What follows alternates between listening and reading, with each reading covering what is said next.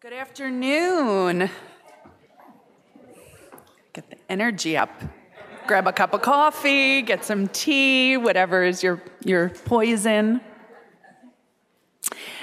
So my name is Shari Krull. I'm the Executive Director of Streetwise Partners and a proud board member, as well as a chair for today's event. I'm excited to introduce our final 8-minute solution. Stacy Woodruff is the founding director of the Field Building Hub at WPTI, and she will provide an overview of their recently released workforce agenda. If you have not read it, I highly recommend it. It's an incredible piece of research. So I welcome Stacy.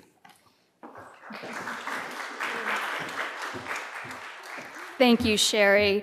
And I think we're looking for a clicker in terms of moving these slides. So I've been tasked with reducing a 45, 60-page report, if you include the executive summary, into 8 minutes. This is really good practice. So for those of you who are not familiar, my name is Stacy Woodruff, and I'm the director of the Workforce Field Building Hub at Workforce Professionals Training Institute.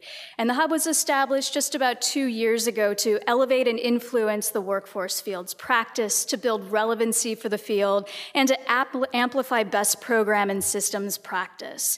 So a year ago, and actually I was looking at my calendar, a year ago today, we conducted, and when I say we, it was me and my co-author, Stephen Dawson, the first of a series of interviews with over 80 stakeholders across the New York City workforce system. We were commissioned to do this by the New York City workforce funders and to really take a strategic assessment of the workforce field. And when we sat down with these leaders, we reflected on progress, on challenges, and on trends in the workforce system over the past 4 or so years. So we're doing this against some macroeconomic context that has been covered by a number of the other speakers today. So I will just say quickly, noting that we are doing this in the context of an increasing minimum wage in New York City and New York State, stricter enforcement of immigration laws, decreases in federal funding for workforce development, future of work implications that are many and varied and have been touched upon in various panels, and then also a historically low unemployment rate. So just setting that context and thinking about, if we're doing this strategic assessment, where do we focus? And also recognizing that this strategic assessment follows a couple of other large kind of vision-setting reports, like the Career Pathways Report in 2014 and the Re-envisioning the New York City Workforce System Report in 2013. So the workforce agenda focuses on workforce infrastructure. What I'm going to do today is just walk you very quickly through what we've taken to calling root causes of some of the system's less than optional functioning issues, and then also recommendations. So jumping right into those root causes first, and I think these are going to resonate with you, and you've heard these throughout today's conversation. So first, more funding is necessary, but it's not sufficient. Money is not necessarily put to the best uses within the workforce system, and that comes through in a number of ways. We see that field expertise is going untapped in terms of informing RFPs. Public contracts are substantially underfunded, and the fragmentation, not just of city agencies, but across the field, reduces synergies and sharing that make funding not as well spent as it could be. So second, we have a very weak information infrastructure, and that undermines reform. I've taken to say, in its simplest forms, we don't have good ways of looking across the system and using data to understand who is being served, by whom, with what services, to what effect, and at what cost. Makes it hard to tell a story when you don't have those pieces. Third, these calls for scaling are actually unrealistic, especially in the context of declining federal funding for workforce development. We've been operating in this mental model for a long time that private dollars will support innovation, and that when those innovations are fully baked, then it will go over to government, and the funding and federal funding or public funding will take it to scale, and that is not working. We also see that scaling requires often a real trade-off between scale and quality, and those are issues that workforce providers, I think, really grapple with. So fourth, we've had an ineffective advocacy agenda that has not really influenced city policy, especially over the last 4 years.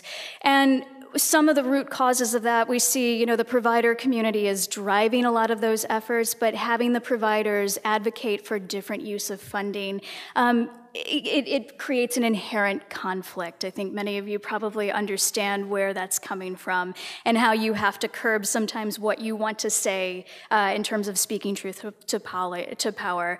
And targeting city agency staff is not necessarily directing those efforts in the right place. So those efforts really have to hit at the mayor and at city council. Finally, without system-wide leadership, the field lacks purposeful direction. We don't have one table for the array of stakeholders that are taking part in workforce. Leadership for the field has not really come from the city, even though I think we continue to look to it, including to the Workforce Development Board, to the Office of Workforce Development, and others. And business and organized labor have largely been absent from these advocacy efforts to lead the system. So, what can we do to address some of these issues?